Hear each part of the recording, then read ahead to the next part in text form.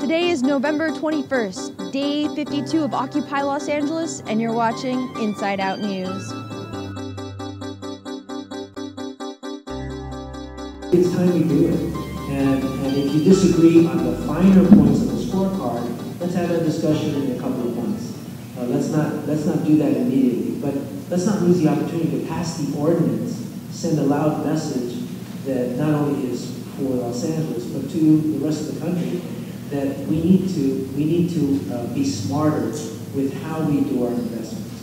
Not in terms of the bottom line for the transaction, but in terms of what we can stimulate in terms of reinvestment into our cities. I know you believe in these concepts. This is our opportunity to do that. I pledge to work with you to hone in on that scorecard. And all these people are here. You know, most of them don't live in the tents outside. Most of them, live in an apartment instead of living in the home they used to own. Most of them bear the burden of some of the crisis that we call an economic crisis, and individually these people have suffered specifically. At noon today, Voice LA, ACE, the Alliance of California for Community Empowerment, Occupy LA, and an interfaith coalition met to give a press conference in front of City Hall to talk about the Responsible Banking Act that is currently being discussed in the City Council. City Councilman Richard Alarcon was part of the press conference today. He gave a speech to the media, and here is a highlight from what he said. So today we are going into the Budget and Finance Committee to ask them to support an ordinance that will shine a bright light on the process, that will provide a greater opportunity for the city of Los Angeles to extract more investment into our neighborhoods that need it the most, and to ensure that we understand that when somebody is transacting business, they're not with the left hand ripping us off by bid rigging or other inappropriate transactions such as the foreclosure crisis.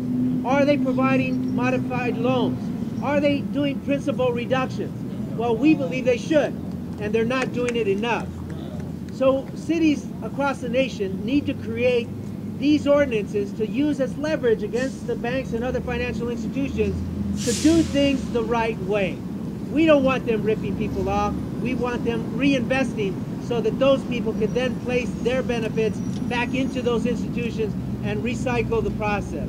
City Council member Richard Alarcon met with the Budget and Finance Committee of the City Council this afternoon to report on the responsible banking legislation that was tabled a few weeks ago when Resolution 33 was passed. Resolution 33 was in support of Occupy Los Angeles. Over 100 members of the community came out today in support of Richard Alarcon and the legislation. Many of them came up during a public hearing to speak and give their support for the bill. And I urge you to make sure that this is an annual scorecard and that it reflects the concerns not only of the investment specifically of the City Council of the city, but also for all residents of Los Angeles. This is information that should be shared. We should work in partnership. It's my understanding that $15 billion in the last 5 to 6 weeks has been moved from large banks to small community banks and credit unions. Together, I think we can have the most impact. Thank you very much. Demanding for a loan modification along with other ACE members, I was not able to receive a loan modification. I'm here begging you, please not to do business with banks that are proposing unjustly on homeowners and not reinvesting the money that they receive from the government in our communities. Thank you. Members of the banking community also showed up at the hearing today, and a few of them spoke out against the legislation. There's a lot of anger directed toward the banking industry right now, but we must also remember that this industry employs over 40,000 people in Los Angeles, and we all know that the best way to keep someone from losing their house is to keep them employed. So we just don't want to lose sight of that basic truth. Second, there's already a massive state and federal regulatory framework in place to oversee banks.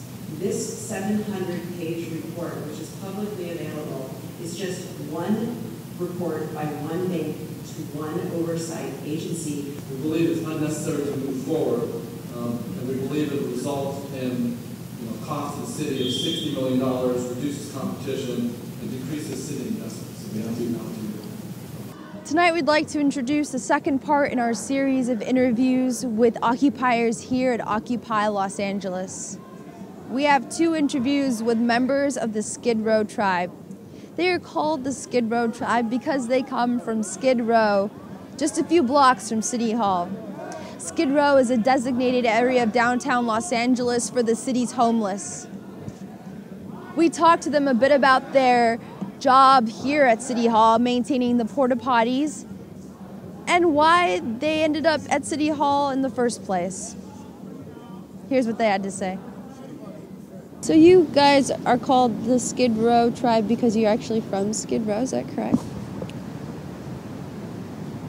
Well, I'm from another place entirely, but yeah, we've been living on Skid Row, on the streets of Skid Row together for the past year or so.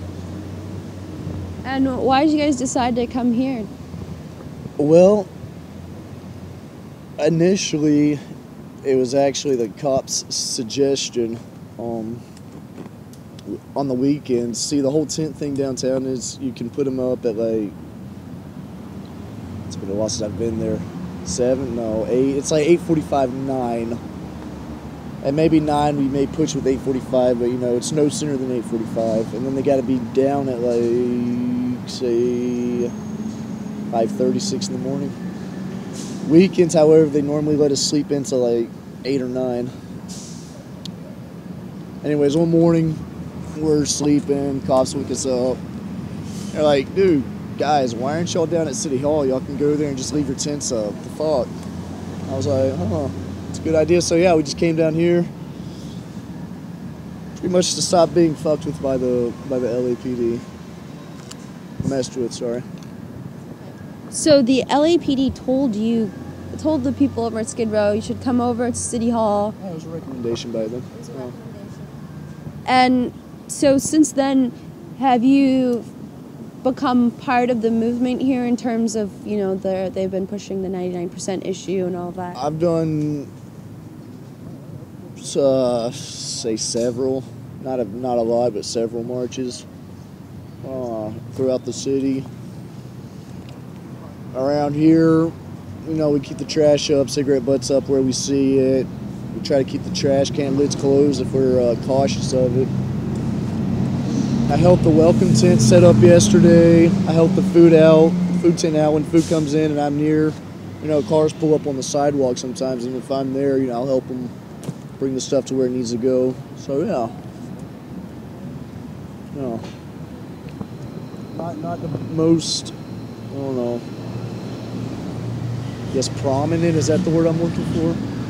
It's going from chaos to organized chaos. Right. I've participated. I've helped out where I can. So with the lids, I've told your tribe, please take care of. Oh, yeah, I'm sorry. But that's what they call themselves, all the others. This one's always closed. We're the 1% of the 99% who does not go by a tribe. But there are some things where if they're going to shut us down, they're going to shut us down for hygiene, sanitation. That's my one job. I'm the chef, dude. You guys clean up after yourselves. You're taking care of the porta potties, and you're also taking care of everything up there. That's one quarter of my problem. So the food tent, I don't know. We haven't gotten a lot of food from them. They've been doing their part. But a lot of the times, by the time we get over to the other side, it's all granola bars and whatever they have left over, which is cool. I'm not knocking it, but we get a lot of donations here to this tribe. And we feed people who are coming through if they're hungry. We don't turn anyone away from food if we got it. It's donated to us, so we donate it out as we can. Do you think that in the occupation movement there is a place for the homeless? Well, there should be. Like in New York, they made it very clear there. New York's handling it much more successfully. I believe a number of other places are. They are here in L.A. I've read online about how it was handled, and in New York, from a very early point, when complaints were had that these homeless people were freeloaders and not doing their share and we should exclude them, it was made very clear that everybody gets fed. And it turned out that in New York, and I suspect other places where the homeless have been more welcome, that they are very industrious and contribute as much or more than whatever their fair share actually is. And here, around here, you think it's different? It's been a little bit different because that idea is not caught on. And just a day or two ago, this came up again at the General Assembly by someone that apparently hadn't been here very long, that, well, the homeless people, we need to stop feeding them and treating them so well and trying to exclude them. And of course, this is one person's opinion, but it comes up over and over and over, and you get tired of that, especially when, like, taking care of the porta potties is not a real popular thing to volunteer for. We have not had any people complaining. There are a lot of people complaining about it, but no volunteers to help take care of the problem. It's not one of the glory positions that people seek, like, being on a committee and being a big chief or a big man on campus and going on marches and demonstrations and all that. I mean, so at the same time that they're engaging in what they think are the important and vital functions of the occupation movement, they're sitting here still looking down their noses at us. They're doing the real dirty work of trying. And I actually saw they were having problems with the porta potty and they cost them, so I volunteered to help them negotiate a contract. It saved a considerable amount of money because I've done that type of thing before, and I helped as much as I could. We made some progress, and now we've turned it over. Finally got a union to step up and at least pay half the cost, and that was about 40% of our total expenses was paying for the porta potties. So there's a lot of misunderstanding, and there always is, and this is not necessarily their fault. It's just that how homeless people have been portrayed in the media. How and why would they know any better when they haven't had any personal experience with homeless people and only know what they've read about it, which is very little, and all of it's negative. I mean, I'm not aware that a single positive story on homelessness has ever been done by a single large media organization, either radio. Well, it's possible that Democracy Now! Or something like that has done it, but I'm not even certain of that. Homelessness is one of the biggest ignored issues in American politics. And it's understandable that people are ignorant about the problem. Do you think that more people from Skid Row will be coming here to the occupation site? Frankly, no. At this point, a lot of people are coming here and returning to Skid Row for a little more peace and quiet.